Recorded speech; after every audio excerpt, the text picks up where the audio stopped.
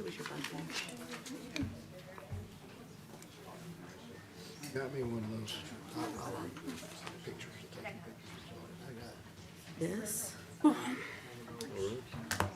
There's some people here for that. And there's some people here for, Vacation, but I'm just saying.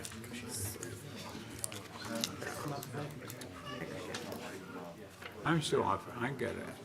See, using an iPad. I don't even have a computer. I just use wow. For like 8 years. That's right.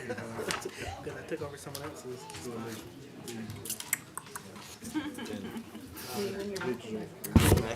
Yeah. Thank you, appreciate it. I didn't even Yes? Hi. Sorry to coincide. Just wondered about you. Long day. Just worked out that much. I just got on here. I just got on here too. I got a long way to go to get married out. 6 years. Well, it took me a year now to learn what I was supposed to be doing, so. All right, you guys ready? Wrong hand. Good evening, ladies and gentlemen. At this time, I'd like to call our June 2022 Planning Commission meeting to order. Jessica, can you give us a roll call? Bill Chancellor, Here. Nonette Reese, Here. Robin Bridges, here. Warren McCord, Here. Bob Rittenbach, Here. Wendy Birmingham. And this will be an opportunity for you to address the commission about the agenda item at hand. And we want everybody to be heard, but we would like to keep your time to talk to 5 minutes. And please stay on, keep your comments relevant to the case at hand. After everyone has spoken, I'll close the public hearing. Representative and staff will then have an opportunity to answer any of the questions or respond to issues that might have been brought up. And then we'll have a motion, any further discussion by the commission, and a vote. The commission will vote based on state and local laws, the city's comprehensive plan 2030, and the general good of the community. Now, having summarized the basics of the commission hearing and the voting process, I also want to kind of summarize our role when it comes to approval of subdivision plats. By Alabama statute, the Municipal Planning Commission, such as ours, is the final approval authority for subdivision plats. And with regards to these plats, the commission acts as an administrative body and is bound by the limitations contained in state laws, the zoning ordinance, and the subdivision regulations that we have previously adopted. While these public hearings are required on most of the plats, and we welcome any and all public comments concerning these plats, please understand that this commission's authority is strictly limited to confirming the plat meets or exceeds specific requirements codified in laws and regulations. If you do want to speak during the public hearing, please, as you come forward, before you leave, can you sign on that piece of paper there on the front desk so we can get your name and address for the record. Finally, I'd like to make the point that except for those subdivision plats, we are only an advisory body to the city council. So any decisions we make will be forwarded to the city council for final decision, except for the subdivision plats. Okay, at this time, it's time for a public hearing, and we'll go to old business first. Ms. Shepherd. This is conditional use for the Circle K CU 2022-017. This is the conditional use request for the gasoline service station, Circle K, at the southwest corner of Shelton Mill Road and Highway 280. It was heard on the May 12th meeting and recommended to postpone to today. Most of that information is still the same, but we do have new site plans that well, here's the site itself, as you remember. Part Opelika, part Auburn.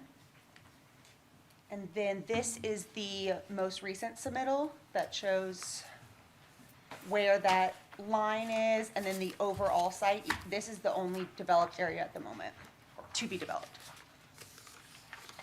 And then this is the final location. It's the same number of diesel pumps, same number of gas pumps. The store is the same size. All that is still the same. In this one, let me get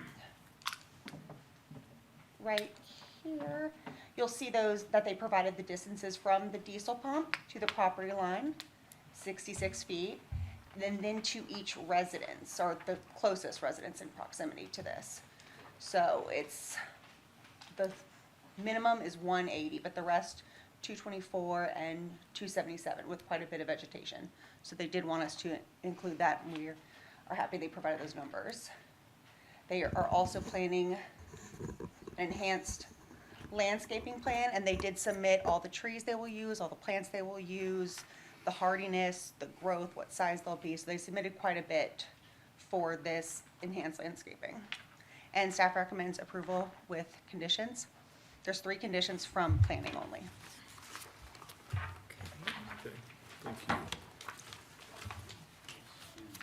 As a representative here would like to No, that's my say anything? So you're good. My name is Steve Rowe. I'm with AEC. I'm the engineer on the project, and we're working with John Cowden. He's not able to be here, so I'm here representing him. Just wanted to point out that we did take your comments from the last meeting, and we did look at trying to rework the site plan and make move the pumps away from the residents and do that. And we just could not get the truck turns and the radiuses that are required to get those access to those pumps to work. So in short of doing that, we went ahead and added the fence that was asked for, and we also enhanced the landscaping with a lot more evergreens, the Brody cedars, the magnolias, the Nellie Stevens hollies, and these can be planted at 8 to 10 foot at time of planting, so there'd be an instant screen at the time that goes on. At this point, I can answer any questions you might have. Okay, thank you. Okay, this requires a public hearing. At this time, I'll open the public hearing. Anybody would like to speak on this item, please come forward.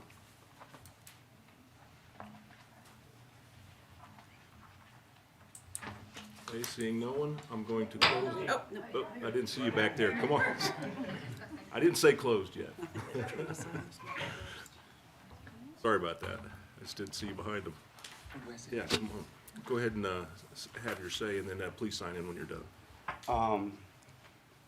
I live behind where it's supposed to be the gas station. Can you give us your address for the 22. record? Can you have your address for the record? 2234. And your name? Moses Karaoke. Okay. All right, can you go back to, can we see the map that has the residences? Right. Sorry. This one? This one right here. So you're one of the houses right here, one of the 3 on the curve? Yes, mine is the one, should be the one Am I close? Am I on the other side. this side, this way? Yeah. Oh, right next, okay, right next to the step. Okay, Yeah. got it. Okay.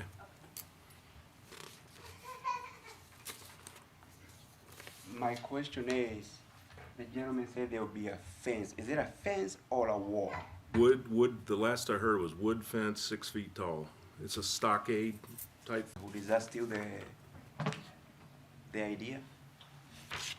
I'm not aware of any trucks coming through the neighborhood. Yeah, there's not gonna be any need for that, but, So there will be, how big is the car? okay, can you please address the chair and then ask your questions? And then we'll address your questions. My question is, how big are the cars which supposed to be coming from the gas station through the neighborhood? Mr. Chairman, Okay. this question may be related to the stub out and not so much the location of the gas station and the pumps. But if I perceive the question correctly, we talked about, maybe you said next to him, that there's that old stub out that's not built, but it's on paper. Yeah, right there under the S almost in sight. There's the blue line, and that's the, on paper, where there's supposed to have been an extension. We've talked about in the packet meeting.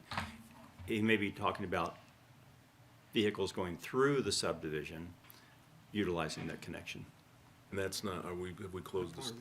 What are we doing with the stub out? We're not doing Let's that. ask our questions. Let's get the So, questions out yeah, here. that what I'm talking Okay, about. we'll address that. So, you got another question? Or is those are the 2 things? My concern was the road and the fence. Is it a which can block some noise or privacy? Because if Okay. it's just a fence, it's just the one you put around your house. That's just a fence. It Okay, doesn't. we'll get them to describe that a little more. And then we're also want to address that stub out, I guess. Okay. Your word also about traffic in the Yes. neighborhood. Yeah, we as have a result very of small this. kids in the Okay, neighborhood. all right. Okay, Thank you. Anybody else? Come on forward. I'm just echoing what he's fixing to say, so I'm fine. Okay.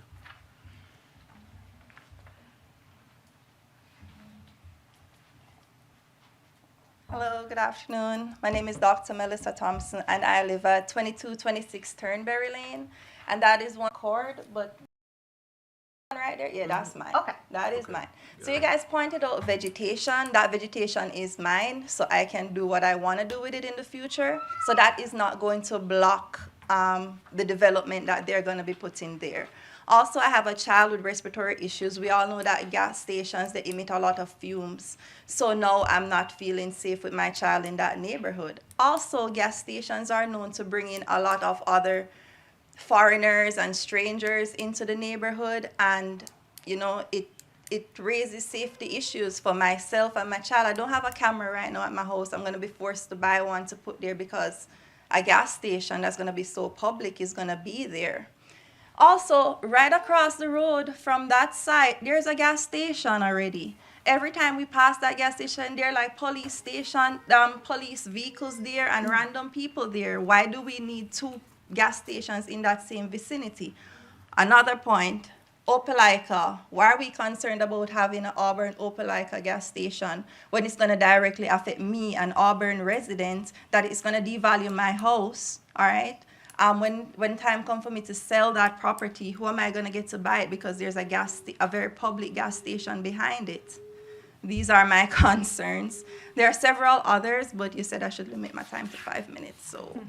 Well, still got a couple more minutes. Keep going. Okay. Yes, so those are the major things. The other thing that they said that, if I read correctly, I think Moses pointed it out, that they wanted to use Turnberry Lane to divert vehicular traffic. My cat is chunky. Everybody that lives in my community knows my cat. He walks around like he owns the place. All the neighbors know him, so they're careful of him when they come in the community. All right, when he goes out, they know. All these foreign, strange cars coming in, they're not going to know that. I know it's a commercial area, but there's a lot of other things that we can do with that site. My neighborhood doesn't have a park. It doesn't have a gym. There are so many other things we can do with it. I don't think we need a gas station there. And that gas station there is very useful, and I see that a lot of people may use it. Well, not really a lot of people, because every time I go there, there's hardly any cars there. So I really don't think, even if you're looking at it from a profit standpoint, that it's going to be a very profitable place. I'm done. Thank you. Thank you. You have any questions for me? Just sign in if you don't mind. Okay, it's there. Thank you. Anybody else? Come on.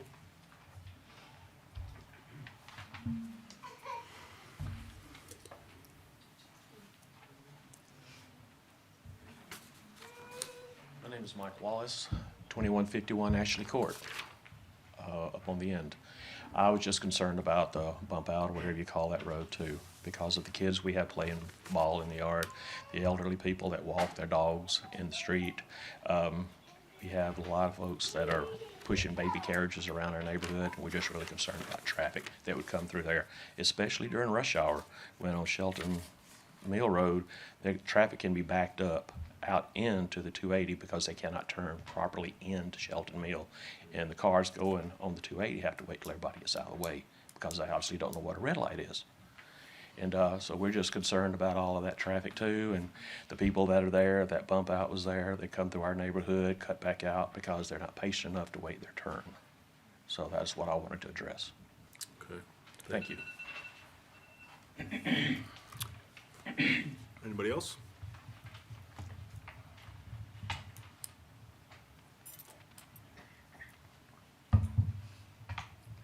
Kids, they want to play. And all this traffic, it's hard.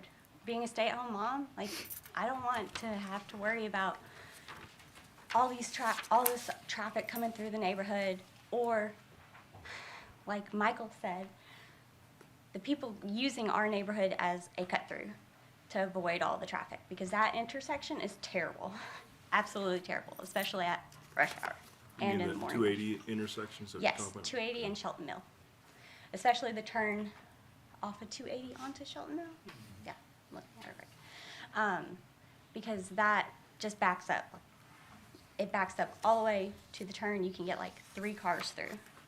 So people use our neighborhood to cut through, and that's gonna wear down on our roads. It's gonna be more expensive for us as a neighborhood. And I mean, there's people walking, there's kids playing, people just enjoying our neighborhood, and we shouldn't have to worry about a gas station kind of taking over that. It's a good neighborhood, and we've enjoyed it. As it is, they cut down all the trees. And during the winter time, there's no sound barrier. You can hear everything from the road. So the 6-foot fence isn't going to make a difference at all. Maybe a wall, maybe a higher wall, but the fence is not going to block any sound. And hopefully you guys don't use the cut through because that's two spots from my house, and that's just the kids play over there. It's hard. Thank you. Yeah, please sign in.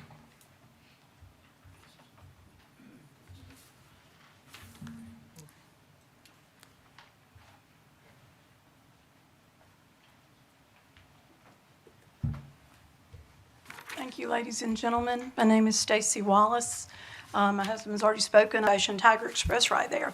And whenever we're turning to go onto Shelton Mill from the 280, I can't tell you the number of times, as someone has said, the traffic is backed up, and there are sometimes car wrecks there because a lot of people, so the people that try to turn left into Tiger Express, which is currently there, people hit them from behind off the 280.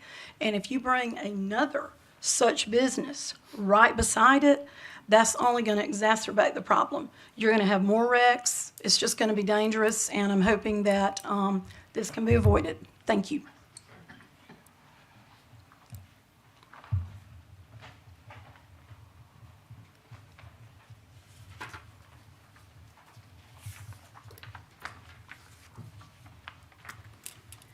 Hi, I'm Annie Phillips. I'm actually a representative for 360 Management. I currently am the property manager for their HOA over at Shelton Cove. I had a few questions in addition to what everyone else was saying. We actually just signed a contract with Alabama Power to put in a light post on the opposite side of the entrance. We only were installed one, and since the entrance is so close together, there wasn't one installed on the opposite hand side. But it is Of Shelton Mill Road? Yes, on Shelton Mill Road, yes. That's the only entrance into their entire community here? there. Is that, am I? Correct. Okay. Yes, ma'am. So on that side closest to the bottom of the screen, that's the only place that a lamp post is actually installed currently. So we just signed a contract to do one on the other side and help pay for that. We're concerned about the lighting as well, since it is so dark anyways on that entire strip of road right there on Shelton Mill. There's no lighting, as well as the extra added traffic. I don't know how that would transpose, so, but yes, that was my only question. Okay, Thanks. thank you. Please sign in. Thanks. To stop the gas station getting behind our house. That's the only question I have. Okay. That's it. Well, I'm not, yeah, I'm not sure if we can address that one thank you. exactly, but we hear you. Anybody else? Okay, seeing no one, I'm going to close the public hearing. Let's see here. I'd like to ask a couple of questions to start then. So this first would be the stub out. Right now, there's just a plan for a stub out, right? There's no stub out there, or is there? No connector. It's not connected at this point. It is not connected, it's a paper stub out. Okay, and are there any other stub outs, like farther down Shelton Mill into the neighborhood? I think Ashley Court is stubbed out to the south for future extension upon development of the property south. Okay. So yes, there's this was a north stub out, and there's also one to the south. But it is one of your engineering conditions. Is that still a? I was mistaken earlier. I was just thinking about planning first.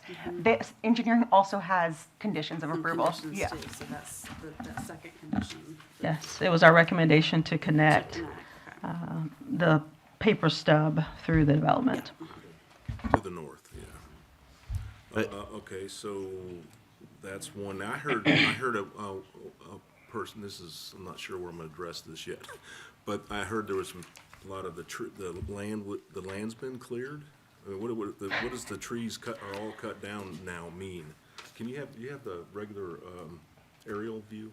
I think the developer cleared the property, has cleared it at some point in the past few years. But we still have, a lot of vegetation in the backyards of. Landscape requirements on that other property. Right, okay. But they can take down their own trees, all of them, at any time. One of my questions is about the fence. It's just, yeah, it just stops shy of what would be a paper stub out, as she says. So there's no intention of making that fence like along the property line. We don't know what's gonna be on that property in the future, but part of that is a drainage area. So there are certain things that won't be able to be built right by those properties. It'd have to be farther north, because there are some streams and there is a existing drainage detention. Mr. Chairman, I'm sorry, can I add to that? The condition under planning conditions number 1 talks about the fence, but it also talks about the fence being in a location where it's adjacent to the development portion of the property. So the way it's worded right now, it doesn't extend, because if you go back to the slide at the beginning, the overall layout, well, that's fine, right there. You've got 3 acres for the piece of property that's in the city of Auburn. And so it goes all the way down to the west, and then, there's a diagonal that goes back out to 280, right? So the fence condition right now anticipates construction of a fence where the residential lots pretty much abut where the gas station site is. Okay, so I'm saying this for clarity, so if you feel like there's a fence extension that's needed, it would have to come from a modification. I want to go back to the road that may be extended out into US 280. Didn't we decide to cut that? Because they're fearing traffic through the neighborhood to get to the gas station. I think the discussion in our recent meetings was on that point, but I don't think a consensus was taken among the planning commission. There were some points about keeping the right-of-way there and extending it up to internal. Also, instead of having them take the fence going towards 280, could we have them extended along the entire property line all the way across, even though they're not developing that component? I think you could. It's a matter of, what's a reasonable extension, as the impact from the conditional use is the only thing I would mention. And so that's why staff worded it that way. Yeah, I certainly wouldn't extend it along the west side of the development site, because that's also future commercial land, right? So it wouldn't make any sense there. But if you feel like it's important to extend it further to the west along the residential property line, that would be something that you could do. Think about, okay. I'm a little concerned about the backup on 280. Now, is that going to be, who has, that needs to be mitigated at some point. It sounds like there's a continuing, only going to get worse situation to take a right-hand turn into Shelton. Is that a state Department of Transportation? Is that us and Opelika, because we have 2 abutting properties? So the 280 is controlled by Alabama Department of Transportation. Part of this property is in Opelika city limits, and then Auburn has part of it. It's an existing condition. This development, if approved, would require a traffic impact study. But until we know that, we don't know the impacts of this development on the existing condition. But what you're saying and what the residents are saying is absolutely correct. There is often a backup coming off of 280 onto Shelton Mill Road. Part of it is caused by the proximity of the existing driveway to the existing gas station. Yeah. There's not a lot of stacking, and there's not a left turn lane. When the Opelika city engineer and I spoke a while back when this first came in, my suggestion was that we widen Shelton Mill to get a left turn lane into. Go away. I'm going to cut through the neighborhood. Well, the problem though is, if as it exists today, you wouldn't be able to get to the neighborhood, because the left turning traffic into the gas station blocks through traffic. So it wouldn't be that you could go around and get in the neighborhood to weave around. You couldn't go anywhere, essentially. How do you cut through that neighborhood? It only has one entrance and exit, right? Well, if we put the stub out in, that's where. Put the stub Stub out But you is would, not part of this proposal. Connecting that stub out is not part of the proposal. it's I part thought it was planning engineering. condition. Engineering, Connected? Yes, Yeah. number 2. Part of the conditional use. Well, we'll just take that out. but if you're coming from, but Dr. McCord, if you're coming from 280, you're not going to pass an entrance to go to another entrance to get into the same gas station. So that won't be cut through traffic coming from, say, Opelika. It might just be people trying to cut the corner of the intersection because they've got to travel on up. But if you're traveling north on Shelton Mill Road, it's also not the most expeditious route to cut through the neighborhood.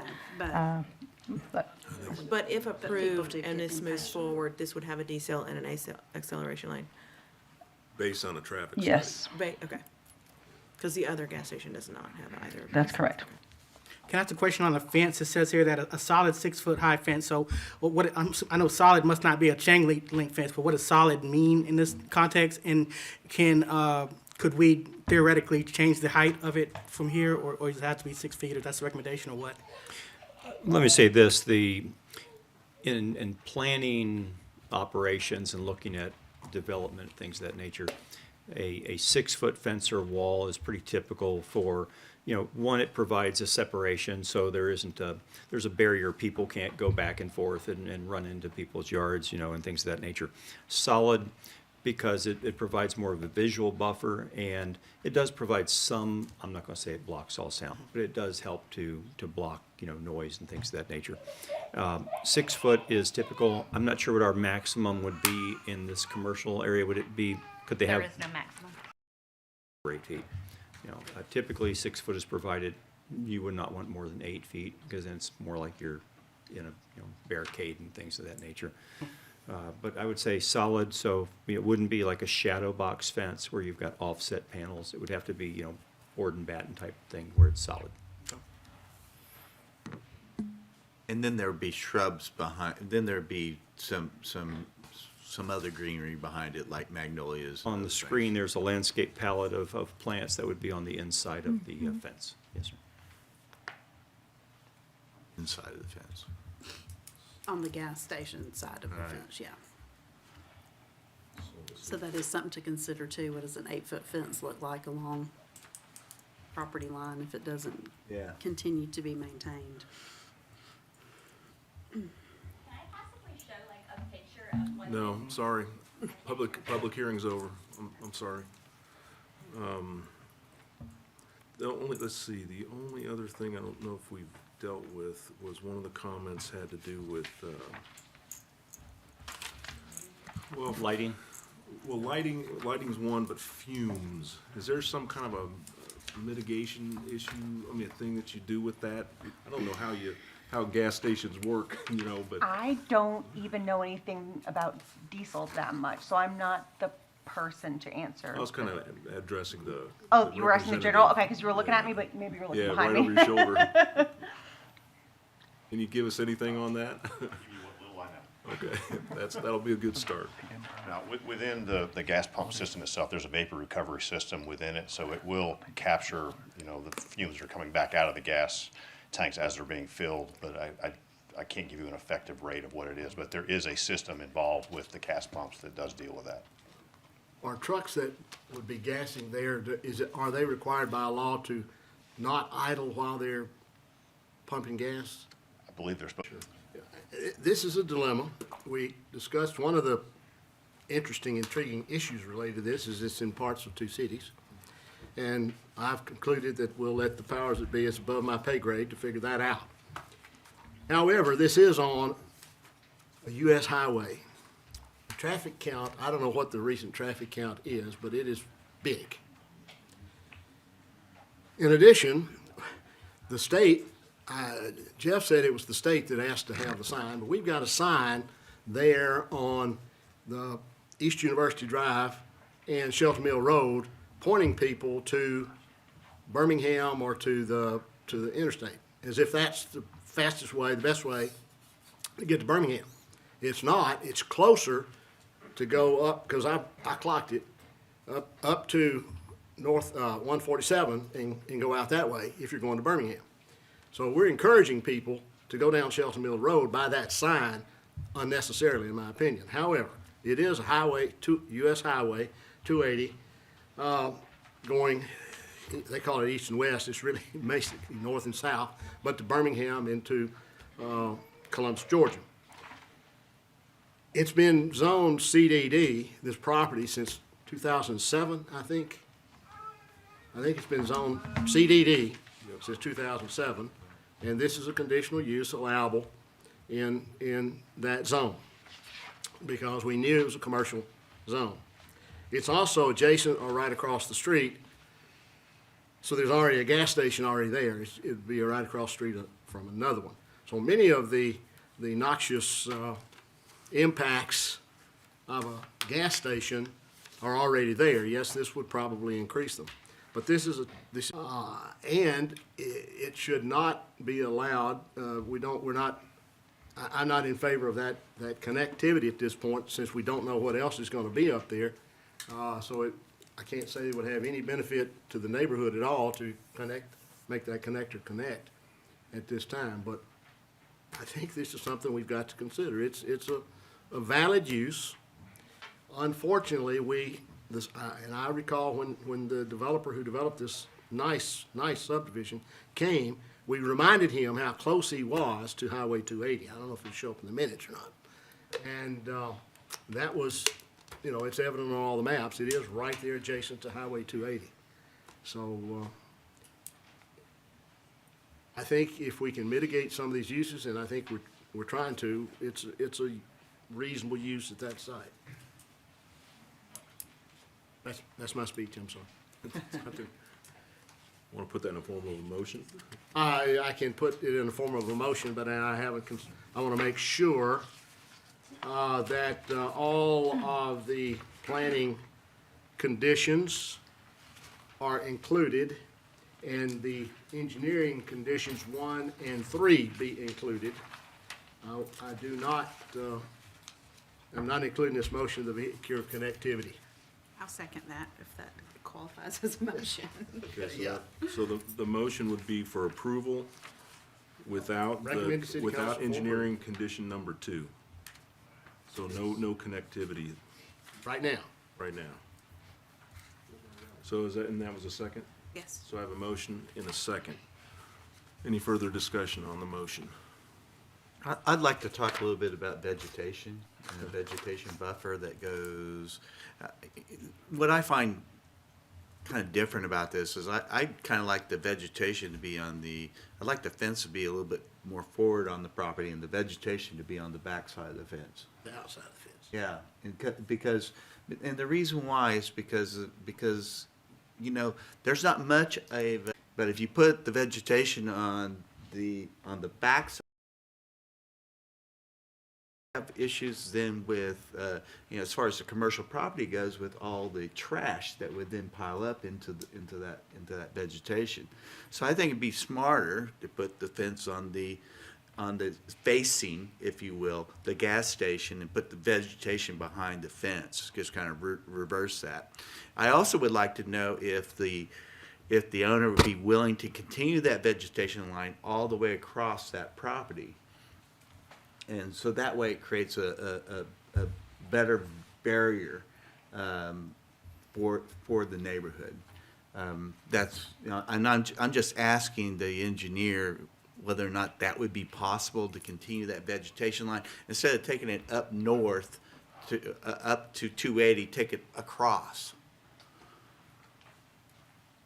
The short answer, I don't know exactly, but if we can take some of the plant material that we've gone on that north-south property line and moved it further. I think that would be absolutely acceptable, because we're going to be planting it one place or another. Yeah, because you're going to be doing commercial, potentially there's other commercial developments that are going to be coming across there. So laying that up, putting it up there just means it's going to be cut down sometime in the future. And we don't, we're just planting the plants there. If it's more effective on the southern property line, then absolutely. I would just suggest the southern property line would be a lot better. And we're absolutely open to moving the fence. That's not an To issue. play devil's advocate on that, though, so if you did that, they still have responsibility of taking care of that of that greenery, and now it's behind a solid fence. So But still, I mean, as far as it's a good point, first of all. But second of all, if it's on the other side, then you're really kind of wanting it to be a little bit wild in there. I mean, you're kind of wanting it to grow up and be. Maintenance on the plant material we put there is very minimal. Yeah. We chose it for that purpose. The Brody cedars are kind of self-pruning. The magnolias will, same thing. The Nellie Stevens material, so we may want to kind of hop over that section because there's probably natural plant material in that natural buffer that we'd want to maintain. That's going to require an amendment to the motion if we're going to go with those couple of things. Steve? Can I make a comment, please? A couple of responses. So on the location of the fence, and I've certainly seen sort of the thing that we're talking about here as far as we have a buffer there, it's pretty deep, where do you put the fence? I would, if you're thinking about moving the fence, I would not put it all the way up to the concrete or the asphalt line in the gas station, because then from an internal perspective, you're looking at just a blank fence, and from an aesthetic standpoint, it doesn't look quite as nice. So I would instead say some type of middle ground where it's in the middle of that landscape area, that buffer area, and then some of the plants are on the inside, some of the plants are on the outside to make it look good from both sides. It does look like some of the plant materials you've mentioned already are evergreens. Yes. So you've got the hollies you mentioned and the junipers and things like that. You wouldn't want just deciduous trees in a buffer. So evergreens are a good year-round buffer. So I wanted to mention that, and I think that was it. Other than you did hear a comment about lighting.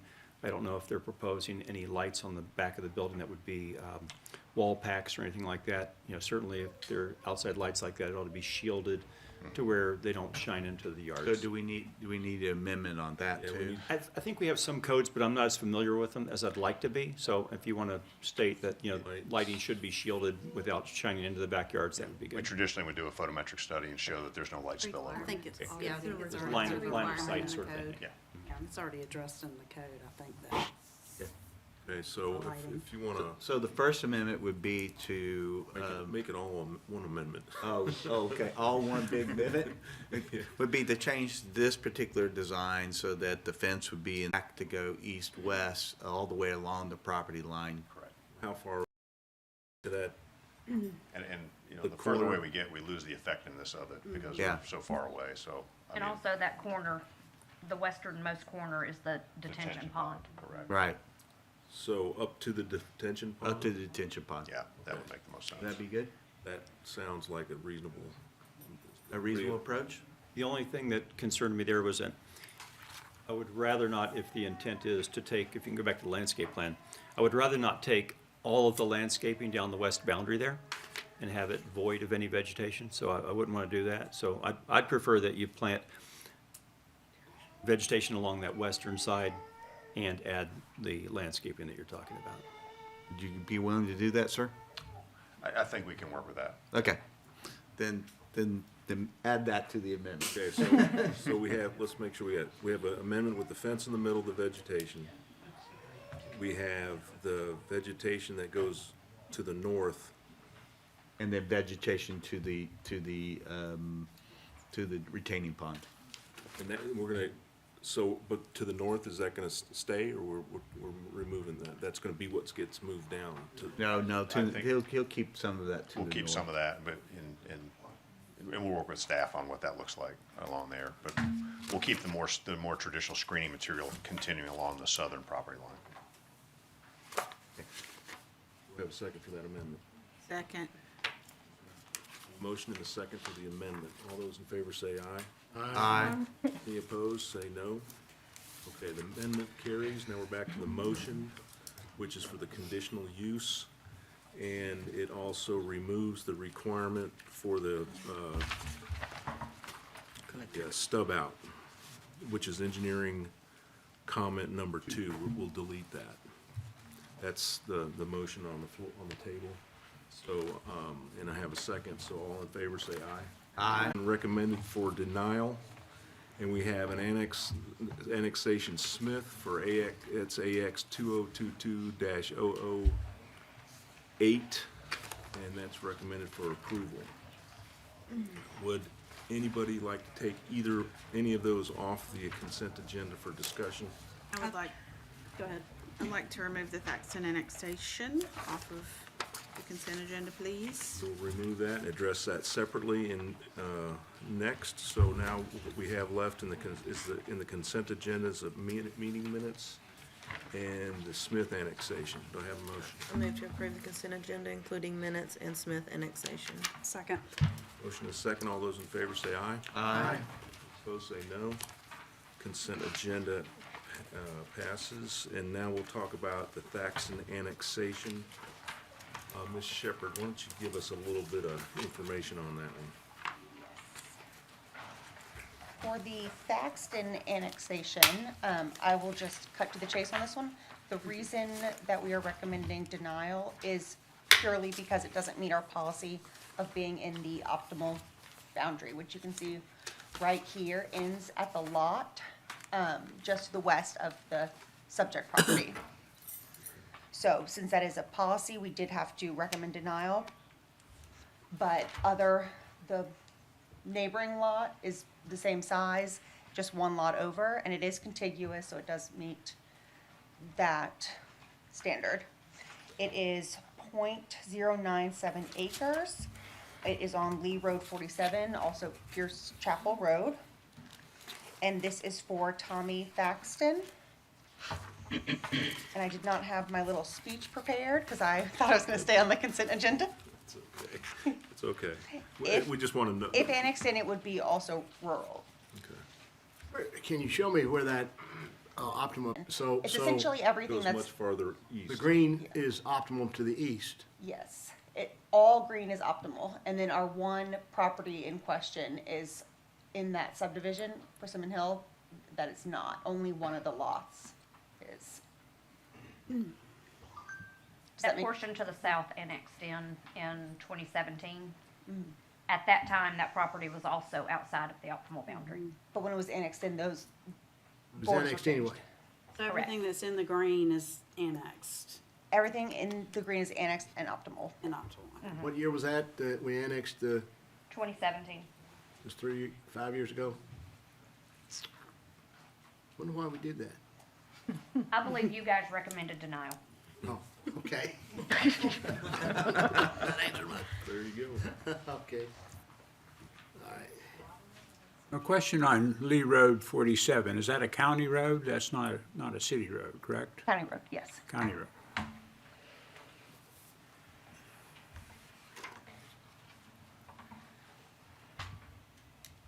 All right, well, I will move to approve. I mean, I don't see any reason to deny a contiguous piece of property that's in the middle of a strip or surrounded by property that is in the city limits. Just doesn't seem like common sense, regardless of what our policies might say. So I would Second. move to approve. Thank you. Okay, so the motion is to approve this annexation. And I have a motion and a second. Any further discussion on that? Okay, all in favor say aye. Aye. Those opposed say no. No. Motion carries. The annexation carries. Okay, so we're gonna move on to new business. Conditional use, and we will start with the annexation first. They are proposing to, or requesting to annex 6.82 acres into the city limits. Property is along Wire Road here. This is the property. It's a former mobile home park, Tiger Trailer Park.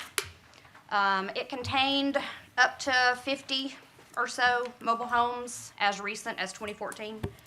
Those have periodically been removed since then.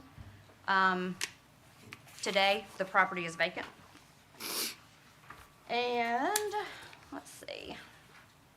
The property to the east is CDD. This is the Swan Farm development that you guys approved earlier this year, as well as the Cox Wire PDD south of that. And we do recommend approval of the annexation. Thanks. Question, sir? Is the property to the northeast owned by the same petitioner, owned by the petitioner? This parcel here? Yeah. No, that is a different homeowner or property owner. This does not require a public hearing. I'll make a motion to approve AX 2022-009. A second. Discussion? A motion and a second to approve this annexation. All those in favor say aye. Aye. Those opposed say no. And motion carries. Let's move on to rezoning, RZ 2022-004, Tiger's Shadow again. Ms. Robinson. Yes, all right, so this is property, as I mentioned before, the property to the east, intensity mixed use, which does allow commercial and residential with an average density of 6 dwelling units an acre for the residential portion. Mixed uses are envisioned in this area, and the applicant is also proposing a conditional use, mixed use development, which would be in line with both of those, CDD zoning district and the future land use. And we recommend approval on this. And there are a few comments from engineering and water resource management, but no conditions. Mr. Harris, you'd like to say anything?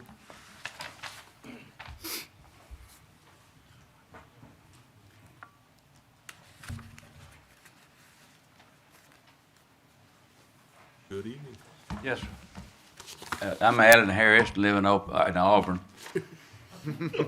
And have been looking at this for about a year. We've almost worn planning out with Can you Katie give us an and address? Excuse me, sir. Can you give us an address for the record, please? where I live, Or, yes, 405 Nottingham Drive. okay, thank you. Good. Good, thanks. I don't come here very often. So It's okay. this is about the third iteration of this development, and we almost warned planning out. They're still speaking to us, but we'll see. So each time it's gotten better. And basically, to show you what we're doing, a picture worth 1,000 words. This it's a long, narrow piece, about 210 feet wide, 15, something like that. And then we purchased this with it's a green space. For green space, it's got a couple of streams on it. Some nice vegetation on it, some not so nice. We have to remove that, and so we ended up with basically a median down the middle, a 10-foot wide green median, street lights, that will have some height to it, so when you drive by a wide road, you just don't look into an abyss, so you don't look forever. And so we plan to have lots of green, and that's 49 dwellings, and that's essentially it. There's a commercial space at the front for future. If right now we're not planting it, we just got our hands full of just getting everything going in the homes. Okay, thank you. That all? That's all. Okay, If thanks. it's okay with you. Yes, sir. All Thank right, you. thank you. Okay, this requires a public hearing, so if anybody would like to come forward and speak on the rezoning at this time, please do. Okay, seeing no one, close the public hearing. Questions for clarification or a motion? I'll make a motion to approve case RZ 2022-004 with any and all staff comments. Second. Motion and a second. Any discussion on that? All those in favor say aye. Aye. Those opposed say no. Motion carries. Okay, this will be the conditional use, same property. This is CU 2022-019, Tiger Shadow conditional use. Well, Mr. Harris has already shown you what it's gonna look like, Yeah, that's so- right. All right. Killed two birds with one stone He that did, time. yeah. Okay, so they are requesting conditional use approval for a multiple unit development. It'll contain 49 units. Currently, it's proposed 2 bedrooms in each unit. That brings the density to 5.71 dwelling units an acre, which is significantly less than what CDD allows. The reason CDD was chosen was because of the commercial aspect of it, which the city wanted. And this development also includes this portion in the rear, as Mr. Harris had mentioned previously. So it will all be CDD. A lease on that billboard that was signed in 2011. It's a 20-year lease. So it will expire in 9 years. So the condition should be changed to have it removed prior to that expiration date, prior to or at the time of its expiration. And we received no correspondence, and we recommend approval with conditions. Thanks. Sir?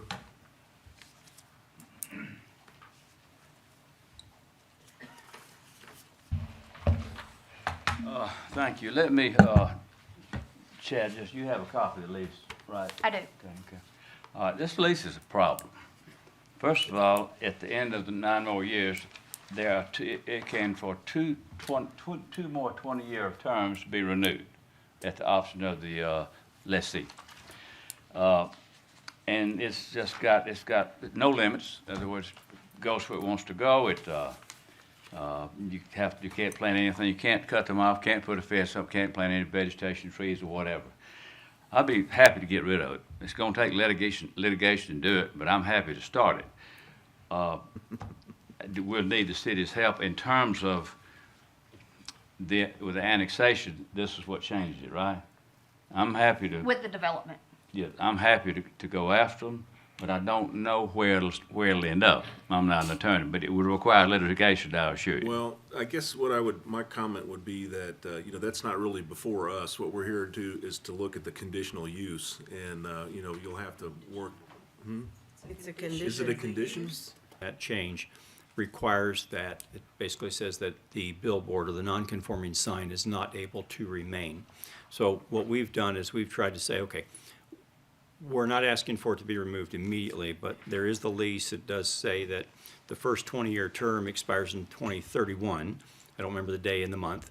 And so we're trying to work with the applicant and the current leaseholder to say, okay, we're not going to allow it to remain because the code says it cannot remain. But we're giving that window of opportunity for it to sort of be phased out and everybody to recognize that it needs to be removed. So that was the reason for the end of the first 20-year term. So I'm willing to do everything in my power to get rid of it, but I'm not an attorney. If there's something in this crazy lease that says it says it can remain, I wouldn't want to kill the development for that. So maybe it has to be remained if possible. You can have my assurance, and I'll be happy to write a memo or sign a little thing that I'll try everything every way I can to get rid of it. And so the income is nil. Could I add another comment? So this is a code requirement in the zoning ordinance.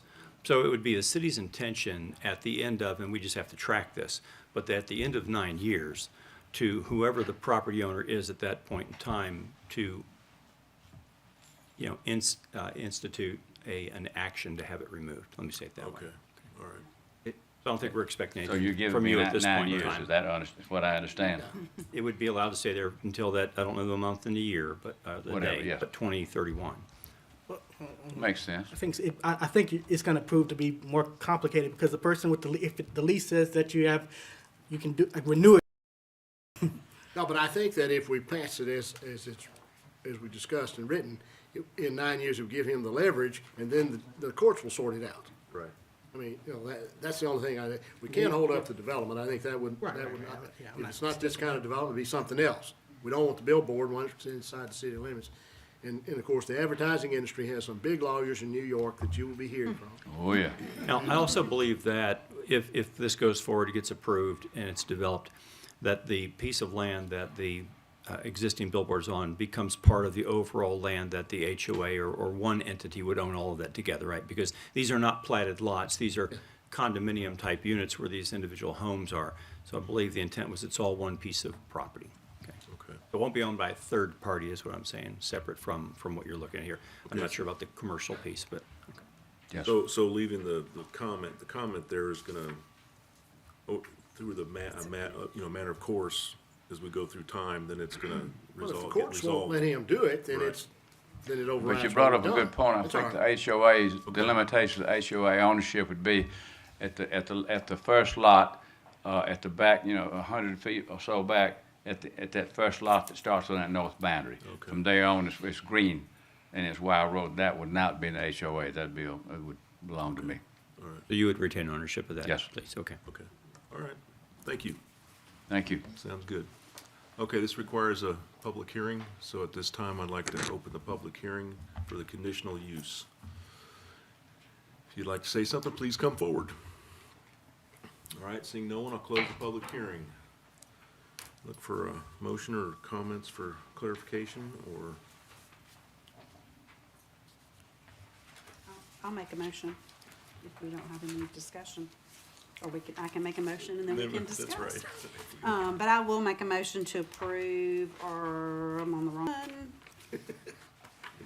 Thank you. See you.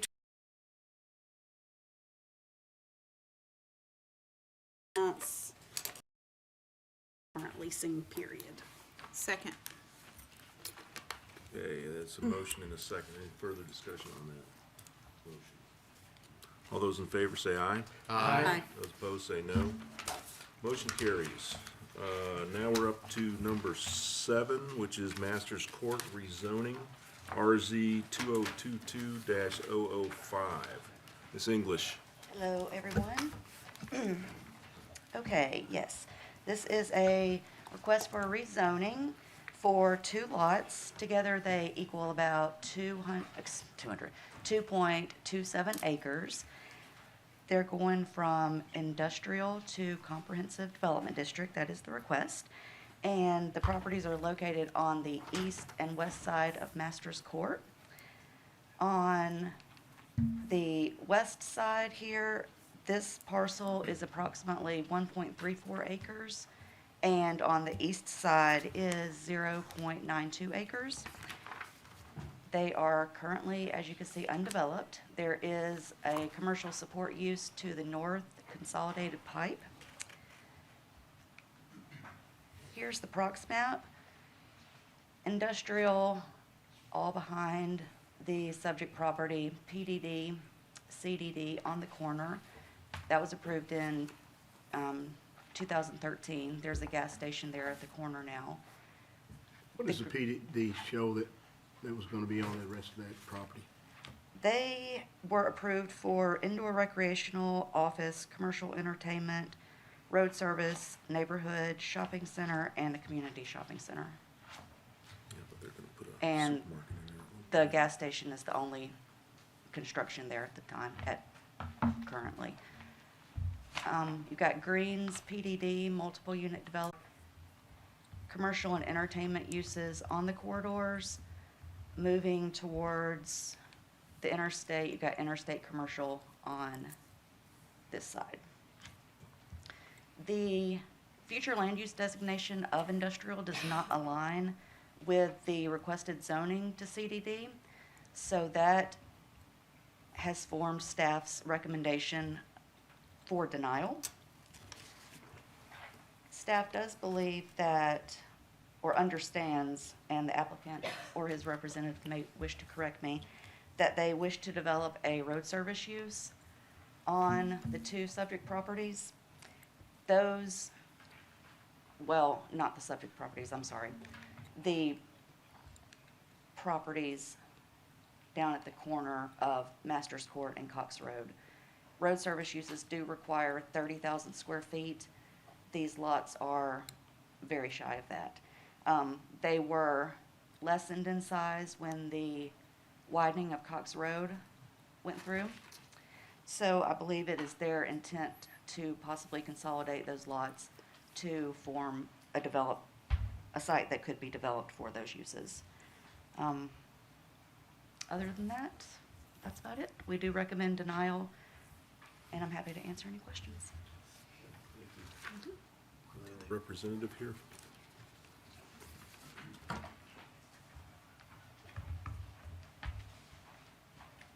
Good evening. Good evening. Brett Basquin with the Foresight Group. Can you pull up those slides?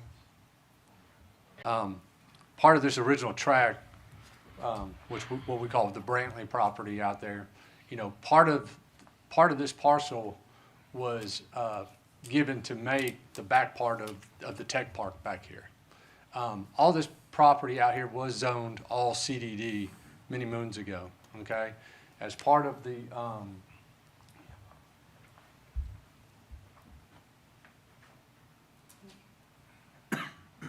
as part of a prior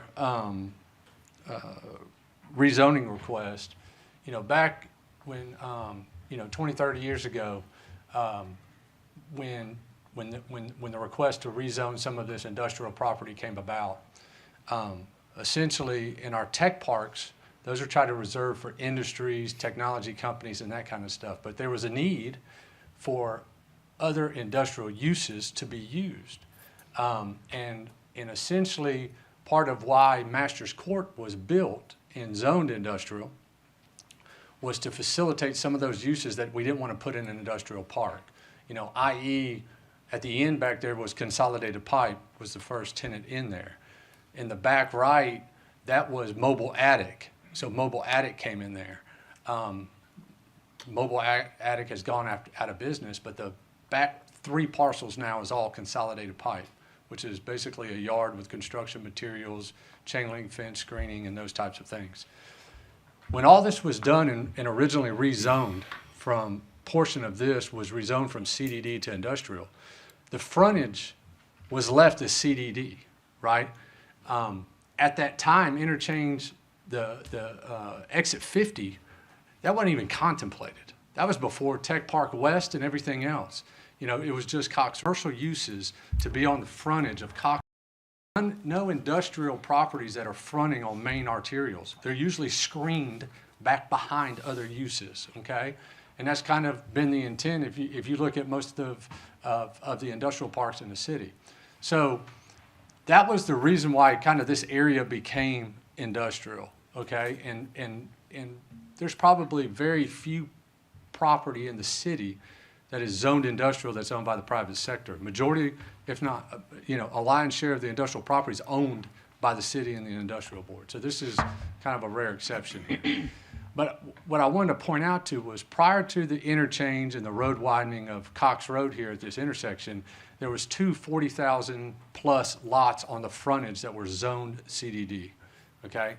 The parcels behind them were industrial. So this is just showing the original 43 and change parcel, which is just over an acre with this property behind it. This plat shows the other parcel on the front that is, I think this one, it's over 40,000 square feet. And then the parcel back behind it was industrial.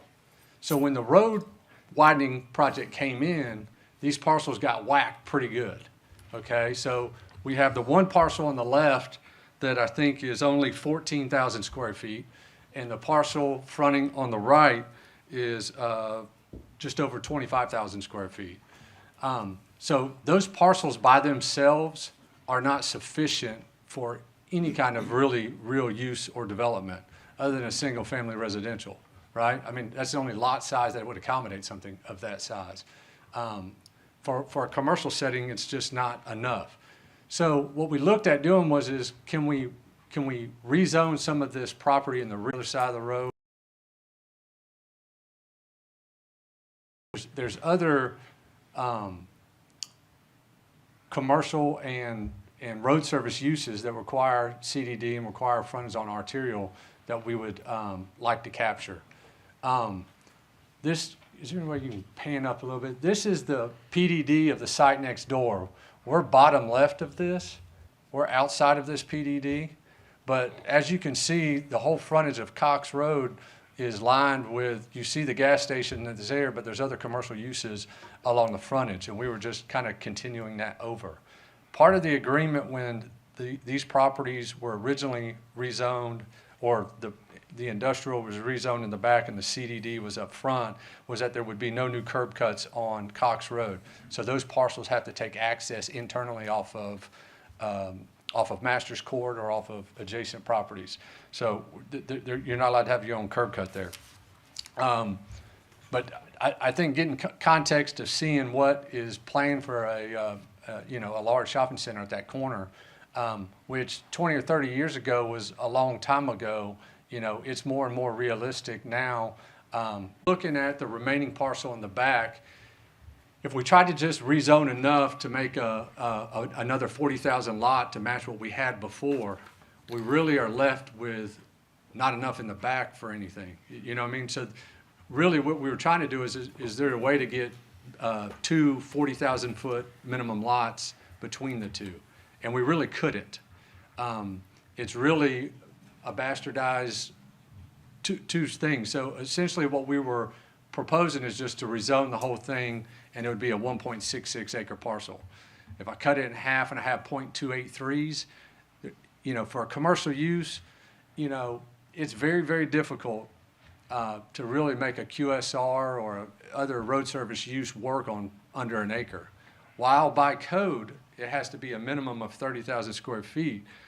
There's not too many road service uses other than a coffee shop that would fit on 30,000 square foot parcel. I'm just telling you. So this is the example of the one that's on the west side of Masters Court, which that is the smaller parcel we were originally left with, that we couldn't really, so that's why we were going to just rezone. Essentially, everything we're rezoning up to is Consolidated Pipe. Consolidated Pipe owns everything north of this. So we'll flip across on the east side of Masters Court here. You can see the green part of what that was lost in the taking a few years ago. We have 0.59 acres remaining. When we looked at trying to get enough, like I said, to get another 40,000 square feet, or a total of 40,000 square feet, which is right at an acre, just under an acre, we have this easement cutting through the property. This is a 30-foot easement. We have sewer and drainage. The easement that kind of bifurcates this property right now along the shared property line. So that is why we kind of went from, hey, is there just enough that we can rezone of these parcels to make it CDD and make them viable, to we're just going to rezone the whole piece, because once we add the two parcels there, it's a little too much, but it's not enough for two viable parcels. So that's kind of what we got stuck with. I'll be happy to answer any questions, but just wanted to kind of go through our thought process and the history of this project, of this property over the last 30 years, because there's a pretty big context to this. And in conversations with the industrial development team of economic development, they don't feel like this is a loss for them on an industrial zoning to convert this area to commercial. So they didn't think that it was that big of a deal for this to turn into commercial, and they agreed that what they would prefer to have commercial on the frontage and not have industrial all the way up to the road frontage. Happy to answer any questions. So I'm assuming from what you're showing here, your intent would then be to come back and to do an administrative subdivision. Yeah, you just plat consolidate. To consolidate. You just consolidate them. The two lots on each side and to. Yeah. So instead of being 4 lots, it'd just be want one on each side. Yeah. Okay. One on one side, one on the other. With access to those lots from Masters. Masters Court, yeah. Now, the one on the east, we would probably try and provide cross-access, To the PDD. to the PDD next door. Okay. Can I go backwards on this thing? If you look at the PDD in the bottom left-hand corner, you see how the part of this was we had to move our access as far away from the intersection as we can. So it's pretty close, you know what I mean, that parcel. So at the end of the day, we're in mind at this time, but there's more and more activity and people inquiring and running into the roadblock of this isn't big enough as CDD. You know what I mean? So we're just trying to get it resolved now with the activity that's out there. Okay, thanks. Okay, this requires a public hearing, so at this time I'll open the hearing. Anybody who'd like to come forward and speak on this item, please do. I'm going to say one thing briefly. I'm the owner, or represent the owners. I'm Tom Haley, 1695 East University Drive. Good evening. This has got a lot of history. There's not but one person in this room besides me that probably remembers it. But I'm going to give y'all a brief handout, and y'all have to share some of these. This started as a much larger piece of property. You'll see the arrow down on the left. The two big eyes in the back went to the South Tech Park immediately after this was purchased in 1992. As part of the deal, we created Masters Court, and the commercial swept all the way around. The property that you see that's on Masters Court was CDD, initial rezoning. We changed it ourselves with permission from Mr. Dunlap with Economic Development to do these off-use light industrial things. The front has always been commercial. It was not tied to the PDD. We're just trying to get back what we had. It buffers the back, which I think if you go out there and look, you would want that. This was done in 1992. The whole blanket of about 50 acres was rezoned. There's actually 2 acres across the street, across South College. Well, that was a Brantley plantation. The house on that was moved out below Chapoka. Every piece of property on that house was milled. Every piece of molding was milled off that property. When it was built, it was a Brantley plantation or something, 150 years ago. So that's the history behind this. We're not trying to do anything but protect what we've had all along. No, when we were condemned, it was a friendly condemnation to help create the Cox Road Outer Perimeter Road. If you look at this site, it's comparable to Bucky's site, which is marked above it as the B. There's a little history behind it. It blows it up. We've tried, I think we've been steered through economic development for the last 30 years. Motion. Questions for clarification? Yeah, some discussion, if I may. Question is to clarify and make sure I understand. Consolidated Pipe owns all the property now other than the frontage here as indicated, right? Consolidated Pipe owns it. 3 parcels. They own 3 parcels. In the back. And the rest of the purple is already developed industrial. Yeah. Everything that's shown as industrial isn't its own. That's developed industrial. That's the north part and the south part. So basically, all that's left for any development is the frontage parcels, and I see that there's 2 others to the west of Right next to it. of your 2 that's under discussion today. Is that right? On our map, it shows 2 other parcels. In other words, the frontage obviously is not big enough to do industry on, and industry works better when you have the appropriate infrastructure for it and all that sort of thing. So to me, this is a reasonable way of salvaging a circumstance that has occurred over a number of activities that's taken place. The city moved to this area, and it's now here. And so to me, this is not an unreasonable change, although normally I like to want to support our land use plan. But basically, and really, it's industrial, but what's there is really industrial support as opposed to manufacturing. It's not a manufacturing site at all. So, which means they don't have nice white buildings with big logos and signs on it and that sort of thing. So it would be nice. That's and any road service. Yeah, the other part of this, I think that I agree with you is that given the fact that Cox Road has expanded and made those 2 pieces of property almost worthless. Yeah, they are. And I think that's, at this particular point in time, I think we just need to get it back to what was intended to begin with. Yeah, and our previous ordinance required 40,000 square feet for a road service use. And then we dropped it to 30 somewhere along the line. But that's not even got that. And I agree with you, Warren, and I know the owner was compensated for the taking of that road, and that was an amicable situation, but I think the nature of the development out there in that area would lend itself to letting this be rezoned back to CDD, just simply because we can get some nicer street frontage uses probably than seeing, you know, a supply yard, construction yard, you know, piles of lumber, you know, or whatever it is. I think, you know, there's a lot of residential going out there right now as well, and it would tie nicely, it would tie that corner nicely together once the inevitability of the PDD being developed. I know we got to get the rooftops out there first before the commercial wants to come, but it's going to want to come. And to keep Cox Road looking a little nicer, I think is benefits not only the property owner, but also benefits all of the surrounding residents as well. And I'll make a motion. That sounds if like a nobody mo- else that sounds can. like a motion, that sounds like a motion to me.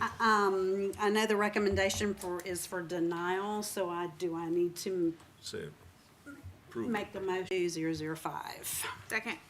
We have a motion and a second. Rezoning, land is rezoned from industrial to CDD is the recommendation.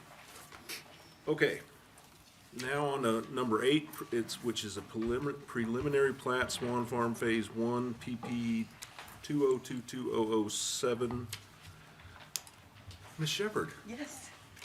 good to see you again. This is a preliminary plat submittal, as you just said, for Swan Farm, which was previously approved for annexation, rezoning, and a conditional use on the commercial part. This is for Phase 1, which is going to be 22.45 acres. And it is going to be this lower area right here, that's Phase 1. That's the whole development, I just wanted to get right to this part. So this is Phase 1, right here. And it will include 106 performance residential lots, 78 single-family, 28 townhome, and 3 open space lots. The Phase 1 density is 4.32 dwelling units per acre, which is well below the Phase 1 requirements for a PDD. And it will have 33% open space in this Phase 1. This meets the PDD phasing requirements and is consistent with what was approved in the master development plan. And staff recommends approval with conditions to be made before submittal of the final plat. And the applicant is aware of those conditions.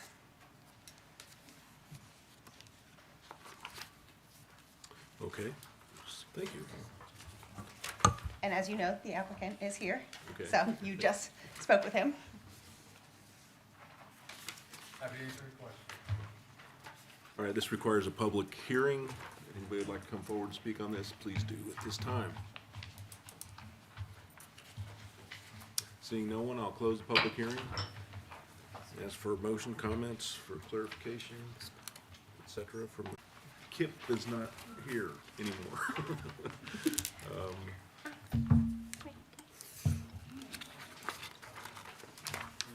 You okay? I think maybe you thought I would take longer, Oh, okay. but did not. Well, Mr. Chairman, you know, we did talk about this as you, Oh, you Is he see him? back? Okay, he's coming back. okay, never mind. He didn't leave for good. I can whistle real loud, he'll hear me. Mr. Kip. Thinking it would take much longer. We're on Northfield Estates. Go to the restroom, we score a touchdown, it's just.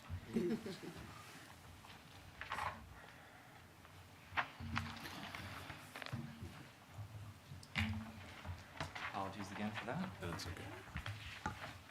The request before you is for a preliminary and final plat approval of Lee County on the border with Chambers County. The reason this request is before you tonight is because it is within the planning jurisdiction, and it's more than 4 lots. And so anytime it's more than 4 lots, it cannot be reviewed administratively. So that's essentially it. There's no issues with the plat, and happy to answer any questions. All right, thank you. Is there a representative here that would like to say anything?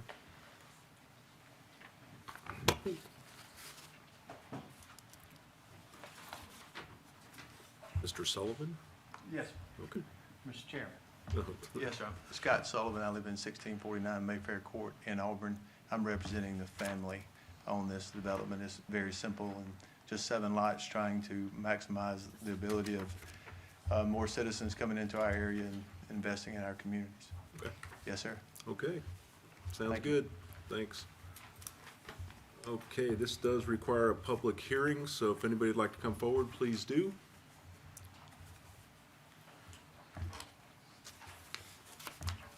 State your name and address for the record, and then sign in when you're done, please. My name is Marion Brown, and have the adjoining property. And I simply want to find out about Can we get a better, I'm sorry, can we get a better map? So are you to the south, I assume?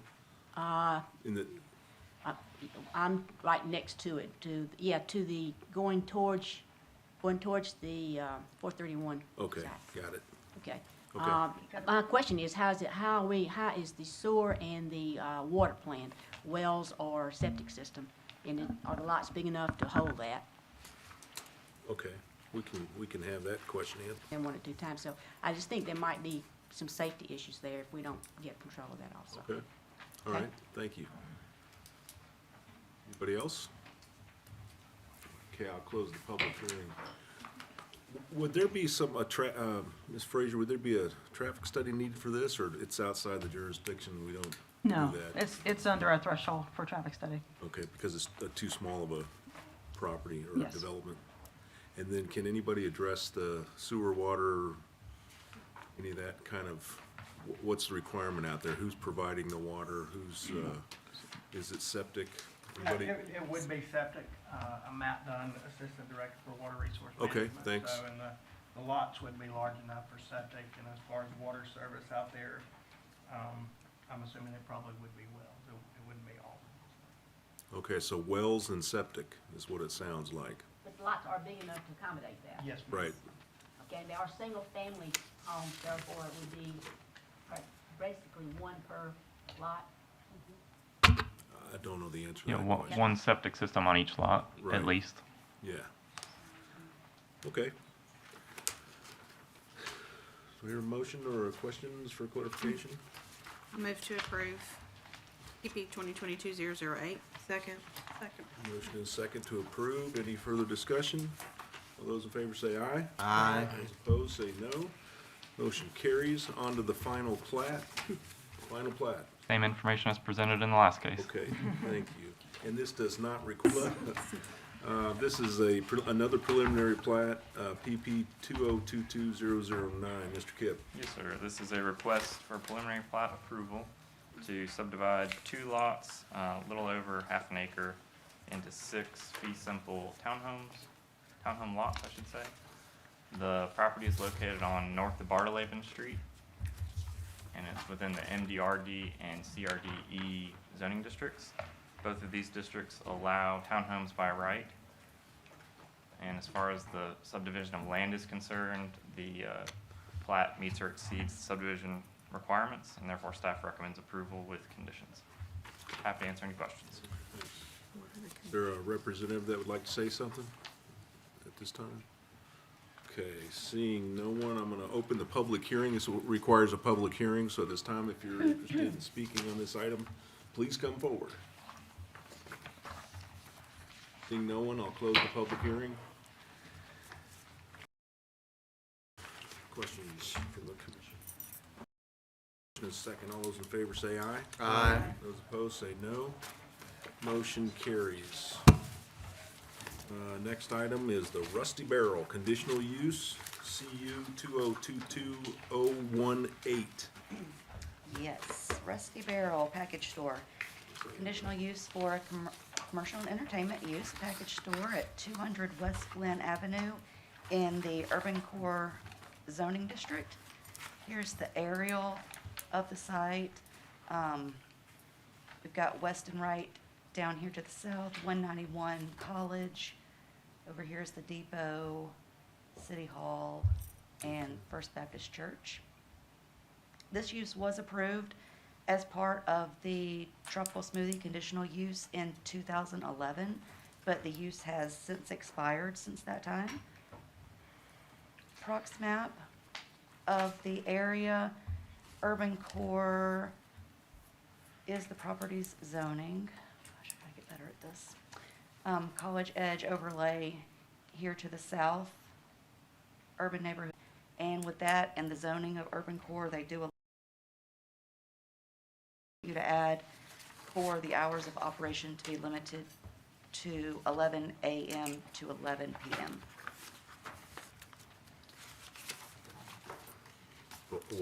Why? That's what the applicant indicated their hours of operation would be.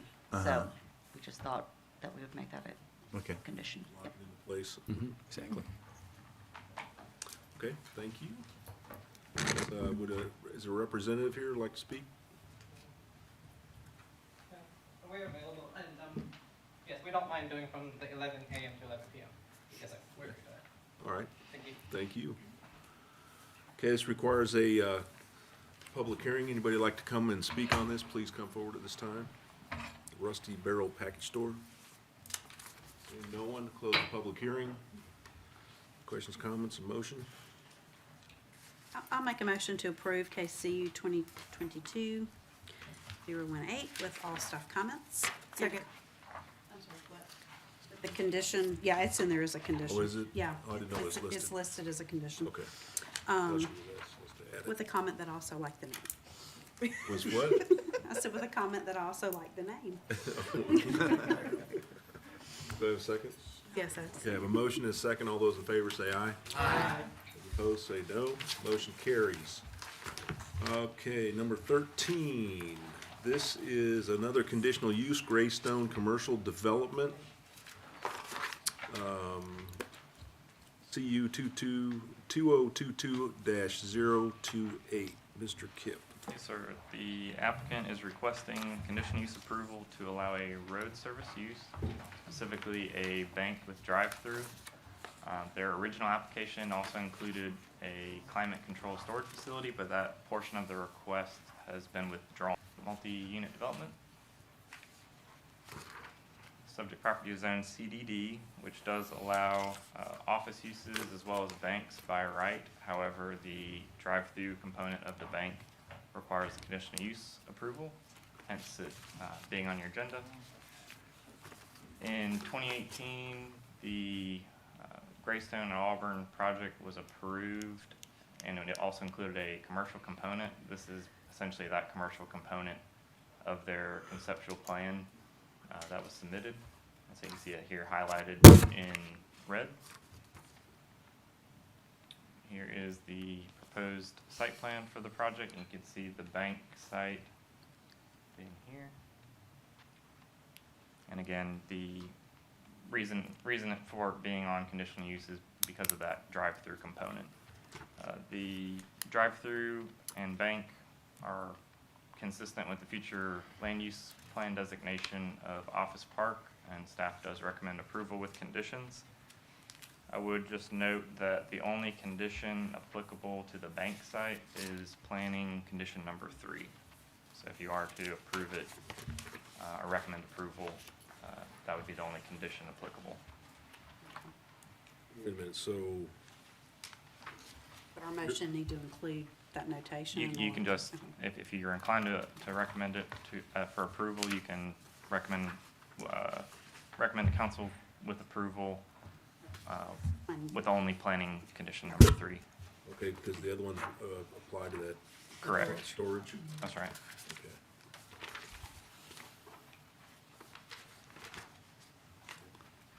All right, thank you. Is there a representative that would like to say anything? The climate storage for now, so just let me know if y'all have anything. Okay, will do, thanks. Okay, this requires a public hearing. Would anybody like to come up and speak on this item, the Greystone Commercial Development, at this time? Seeing no one, close the public hearing. Comments, motion? I'll move to approve CU 2022-028 with condition number 3. Only. Planning condition number 3 only. Second. Motion is second. All those in favor say aye. Aye. Those opposed say no. Motion carries. Okay, this one is number 14, Owens Crossing Self-Storage. That's a conditional use, CU 2022-029. Robson. Yes, this is a request for a commercial support use located on North Donahue Drive. The property is adjacent to the recently developed residential neighborhood here.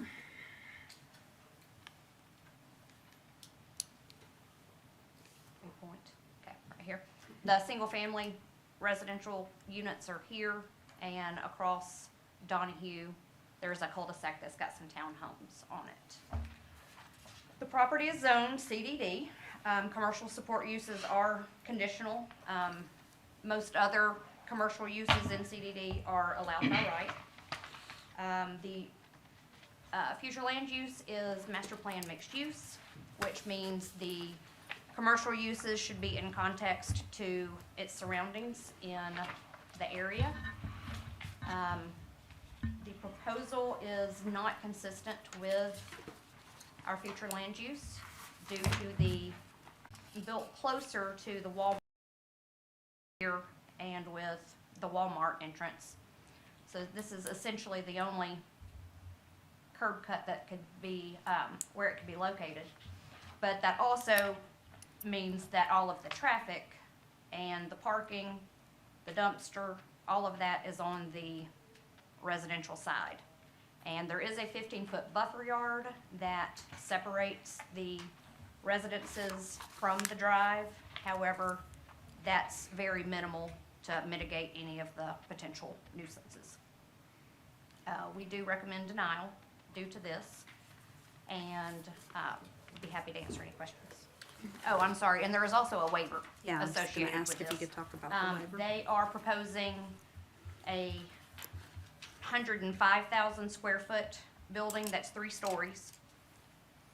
And that is about 97% FAR. And for a climate control storage facility, the maximum is 80%. And there were some discrepancies in the site plan that we need clarification on. The measurement of the building that was calculated is roughly 80 or 29,000, which would put the 3 stories at 88,000 square feet. So I'm not sure where the 105,000 square feet, how it's calculated. But Mr. Basquin is the representative, and I'm sure he can answer those questions. Thank you. Mr. Basquin?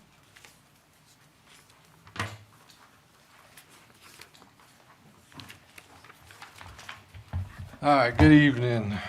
On this particular project, I think that the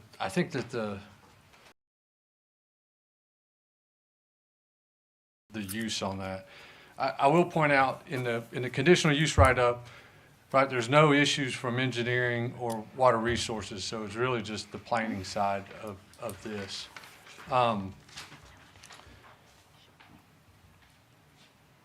So if you read through some of the, can you give me a full view on this? So this property that I have outlined, all of this property was part of the Owens Family Trust parcel. So when we talk about master plan mixed use designation, you know, the Walmart neighborhood market was the first thing that came in here. If you look on the far east side, over there in single-family residential, right? So we had this overall parcel, we had this DDH strip that was there to step down from neighborhood conservation to commercial. And now we're talking about the step down from neighborhood, from DDH into CDD, okay? So we had the strip retail that when the Walmart was done, there was taken into account cross-access for that remaining parcel.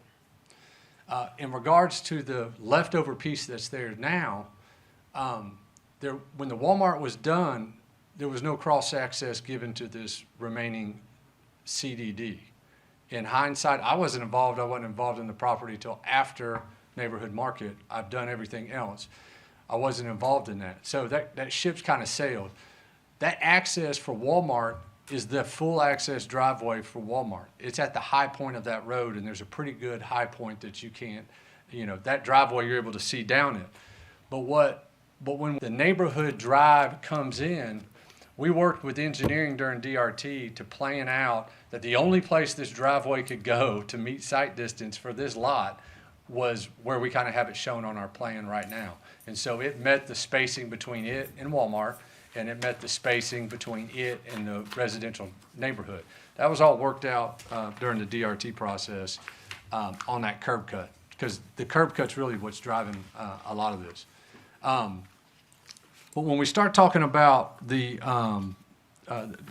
there's some other questions in here in regards to like building height from like 38, why is it 38 on one side and 32 on the other, right? So on a 3-story building, the slope of the roof is a single slope roof.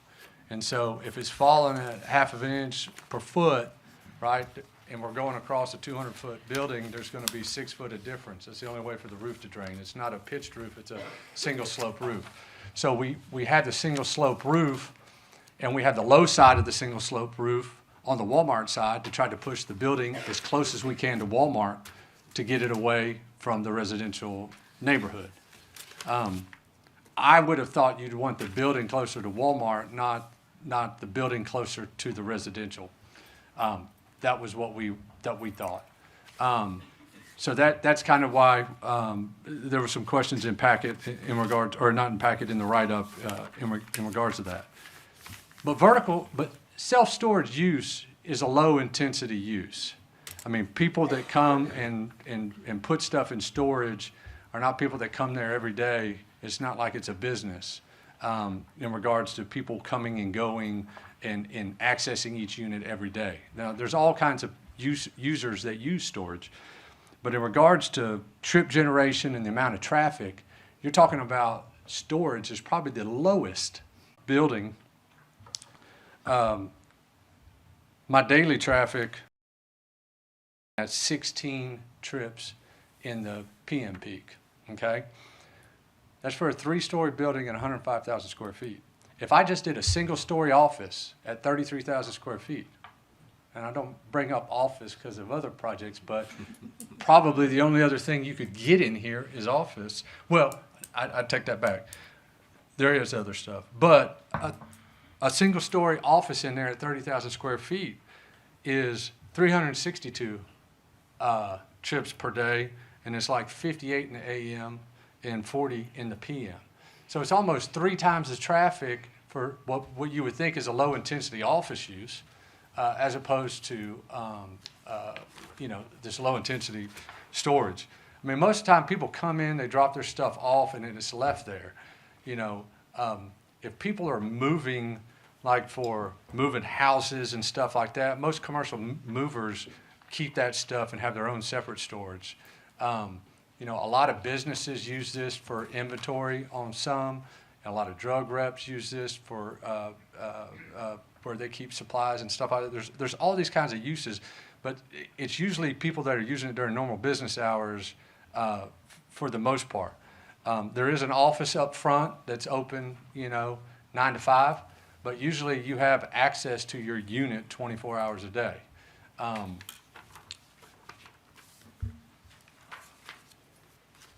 So let's talk about uses.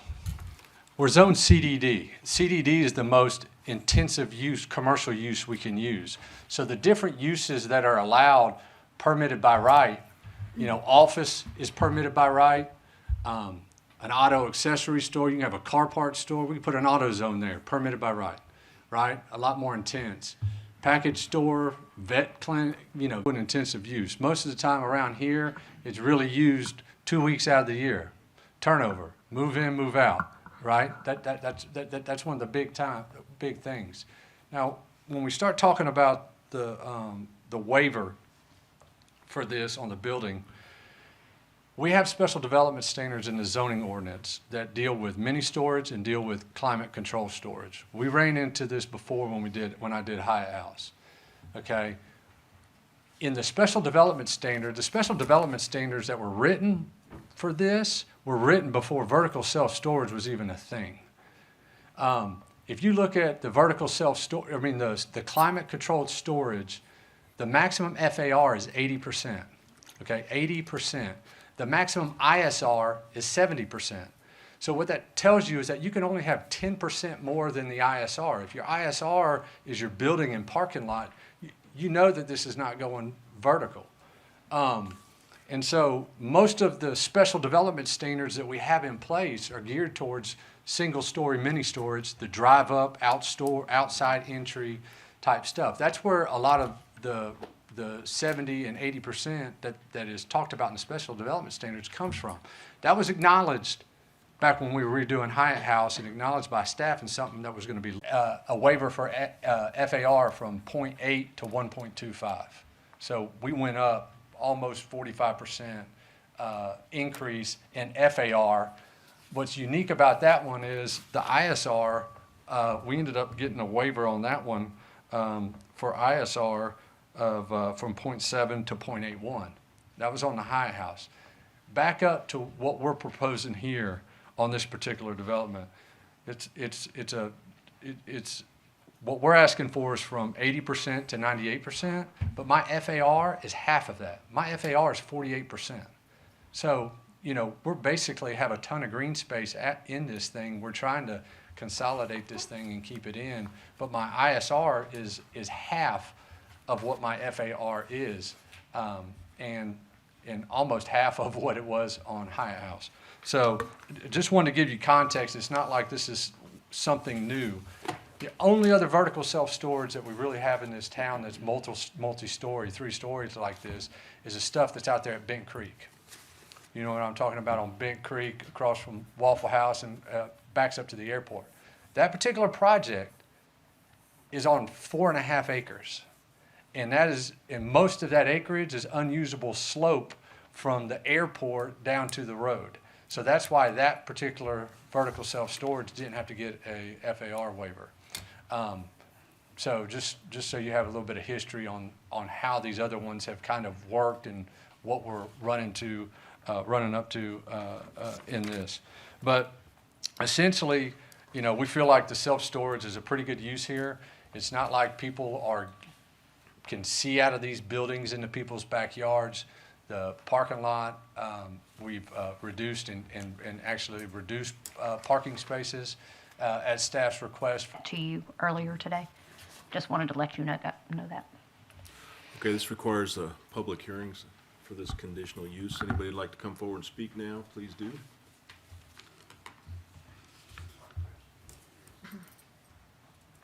My name is Stephen Benson. I'm at 1414 Barclay Circle.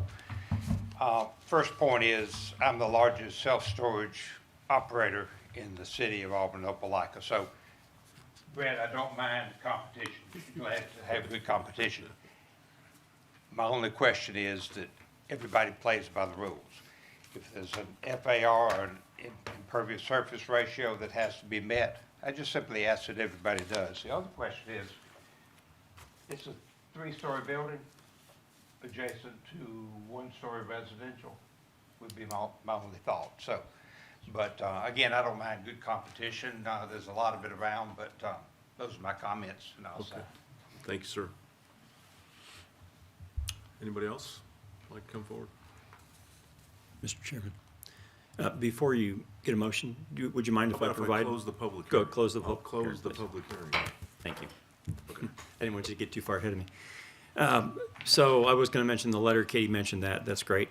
I also wanted to mention, let's see, in addition to, she mentioned the comprehensive plan and disagreement with that.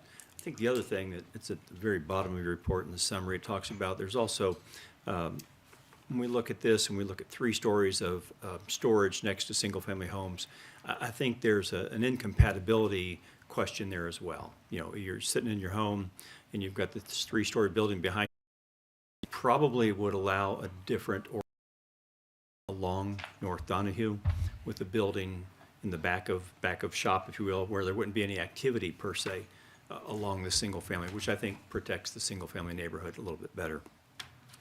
We did not put conditions in your report because of the recommendation. If you were inclined to recommend approval of this, then I certainly would think that limitations on the hours of operation would be advisable. I've rented a lot of mini storage in my life, and I know that I've gone there sometimes 5 after 10 and it was closed, and that was not next to a residential neighborhood. So just some things for you to consider. You know, again, the active area is up against the residential homes, and the 3-story nature of this, you know, if it was 1 story, that might not be quite the same, but a 3-story building that you look at through your backyard is a little different, I think. Thank you. Okay, do we have a question or a motion? Just out of curiosity, what's the proposed height of this building, Brent? It's 32 on one side and 38 on the other. 32, 38.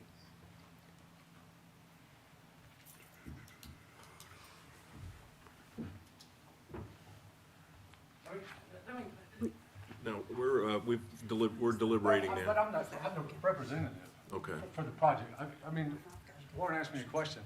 You know, one of the things that was talked about here was reorientating the building. So you got to kind of pick which side you want to go at, because at one time we're saying we're worried about the height of the building next to there, but then we're worried about the parking on that side. If you shift the building, we're putting it closer to the residential, and is totally opposite of what Steve just said.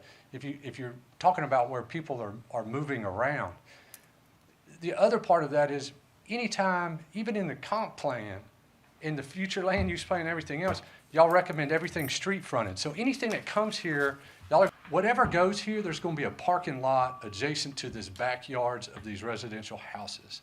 And that's the way it's always, there's no other way to do it. And that's how it's always gonna go.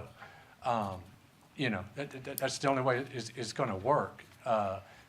You know, most of the time we get pushback when we put parking in front of the building on a major corridor, so. Well, Mr. Chairman, he's right as far as the intensity of the use. That doesn't bother me at that location. What bothers me is the scale and the size of the use at that particular site. I think a 3-story building overlooking adjacent, I don't care whether it's back facing the Walmart or facing the residential subdivision, the 3-story building is pretty intimidating to a single-family resident. But the use, he's right, the use is not intensive, but it's the size and the scale of it that bothers me. So if we could get this into some kind of, lesser size and height and so forth, I might be considering it, but right now, as it is presented, I can't quite go with it.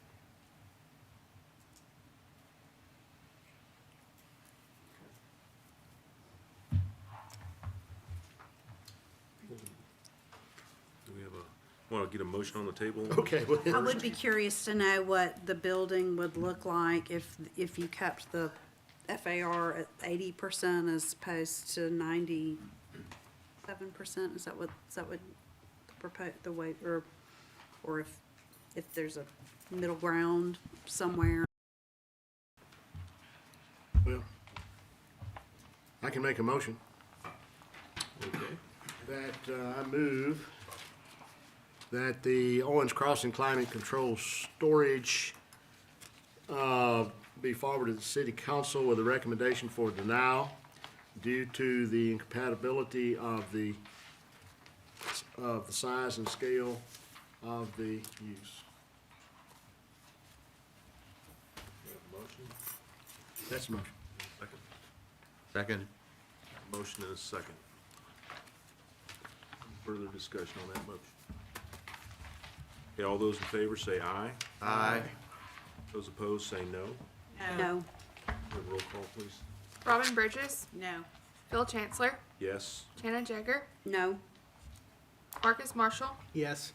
Warren McCord, Yes. Donette Reese, No. Bob Rittenbaugh, Yes. Wendy Birmingham, Yes. Joseph Astrup. Yes. Sounds like the motion carries. It will be forwarded to City Council with recommendation for denial. Okay, we're on other business at this time. This is going to be a final plat, case PL 2021-00553. It's the Plainsman subdivision connector road dedication. Ms. Robinson. Yes, this is a final plat request for a 3-lot subdivision north of Martin Luther King Drive for the purposes of dedicating the connector road from Martin Luther King that will eventually hit Richland. And we recommend approval. And we do not need it at this time, so we have a motion. I move to approve the dedication of Plainsman subdivision. Dedication. I have something I want to say, since this is my last meeting. I'd like to thank the former mayor, Bill Ham, for my initial appointment, Mayor Andrews and the city council and the citizens of Auburn, Alabama, for my 2 terms as city planning commissioner. It's been an honor to serve this city. I'm proud of our accomplishments. Some are concerned about the rapid growth that's occurred here, but everyone wants to live in Auburn. It's one of the best places to live, and you simply can't put a fence around the city to keep them out. So a body like this planning commission has a crucial responsibility to plan for the future and make our city the best it can be, and I think we've done a great job so far. Now it's up to others, and I'm completely confident that I leave this position and the commission in the good hands for the future. I'm proud to be part of a democratic process and the rule of law. As a contributor to this participative process, I've always kept it pretty simple. We have rules like the zoning ordinance, the 2030 comprehensive plan, our subdivision regulations, etc. Just do the rules. Pay attention to the rules. Enforce the rules. If you don't like the rules, change the rules. That's part of the process, and you change it through there is a process to do that. So you got to buy into the system to make it work, and I believe this commission has done that. So I'm also proud of the participation of Auburn citizens to make Auburn a better place for the future. I'm glad that we regularly see citizens like you and me get up, take a stand for what they feel is right. It's good old democracy in action. Finally, I offer my sincere thanks to the planning staff, including our previous planning director, Forrest Cotton, and I also have to recognize Katie and Robinson and Amber English, who have been here from. But I would just like to compliment you on how well you've run the meetings and your dedication to the city of Auburn, so thank you for that. And then, and secondly, I would just say that for all of you that on your next July agenda, we'll have whatever election of officers may be necessary. We'll have it on your agenda, so be prepared to make those motions and vote accordingly. So thank you. We are adjourned.